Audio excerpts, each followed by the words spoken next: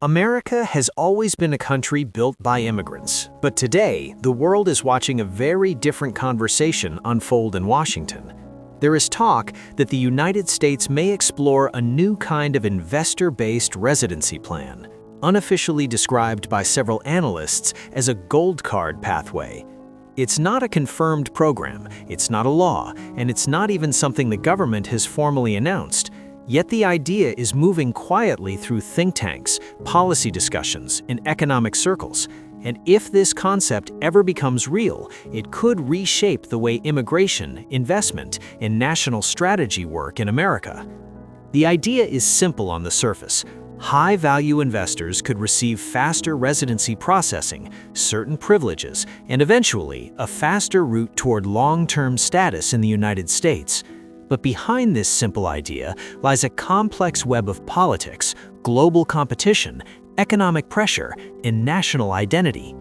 To understand what this plan means and why it matters, we must start with the global landscape. Countries across the world have spent the last decade competing for wealthy investors. Portugal, Greece, Malta, Spain, the UAE, and several island nations all created special visa programs that exchange financial investment for long-term residency. These programs pumped billions into local economies, revived dying real estate markets, and attracted global business elites. American policymakers watched this trend. They saw Europe benefiting from foreign capital. They saw the Middle East creating tax-free investment hubs and golden visas that attracted high-net-worth families from around the world. They saw that global talent and global money were moving fast, and the US was no longer automatically the first choice for wealthy innovators or entrepreneurs. At the same time, the US was facing new economic challenges at home. The national debt crossed $35 trillion. States were dealing with labor shortages in healthcare, construction, logistics, and tech. Commercial real estate struggled after the pandemic, and as interest rates rose, small businesses and startups found it harder to survive. The economy needed new streams of capital and new streams of talent. This is the environment where the idea of an American gold card emerged, not as a public policy, but as a conversation. Analysts studied how a high-level investor residency pathway might work. While nothing is finalized, experts believe the realistic version would require significant investment, possibly $800,000 to $1.5 million placed into government-approved development funds, job-creating businesses, or high-growth industries. Investors would not receive citizenship directly. Instead, they might receive temporary residency, work authorization, and a faster pathway toward long-term status, provided they pass rigorous background checks and maintain legitimate financial sources. The United States would never compromise national security. That means any investor program would come with strict screenings, verification of funds, and multi-agency checks. If this idea becomes real, it would be far more secure than European programs that faced criticism for weak oversight. But the potential benefits are significant. States with labor shortages could attract entrepreneurs. Declining real estate markets could recover. Tech states like California, Texas, and New York could revive innovation ecosystems by drawing global founders and engineers. And most of all, the US could re-enter the global competition for talent, something China, the UAE, and Europe have been aggressively pursuing. But where there are benefits, there is controversy. Inside America, this idea has triggered mixed political reactions.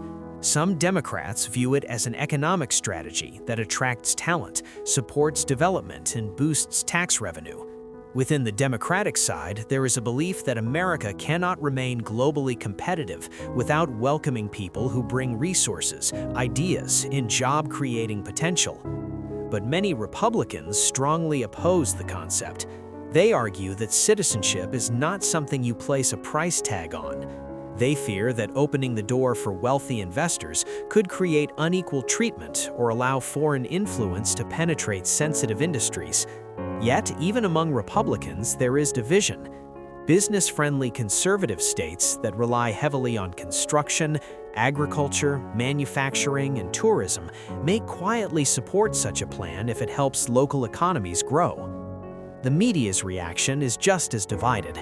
Left-leaning analysts frame the idea as a strategic move to keep America competitive. Right-leaning commentators warn that wealthy foreign investors could distort housing markets or bring financial risks, and immigration activists worry that the program may favor the rich while leaving working-class immigrants in long waiting lines. All of these reactions show how emotionally charged the topic of American identity in immigration remains. Economists, however, look at this through a different lens. Some argue that attracting wealthy investors is simply smart economic planning.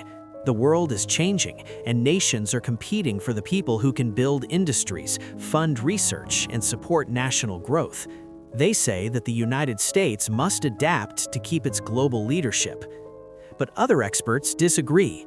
They warn that if America gives the impression that residency is something you can buy, it could damage the historical meaning of citizenship. Citizenship, for many, is not just a legal status, it is an identity, an emotional journey, and a commitment to a country's values. Treating it as a financial gateway could raise ethical and social concerns. There is also the geopolitical angle. The world is entering a new phase where talent has become a weapon and capital has become a form of international power. Nations are not just competing for land or military strength anymore. They are competing for brilliant minds, wealthy investors, scientists, innovators, and entrepreneurs. If the US steps back, China will step forward.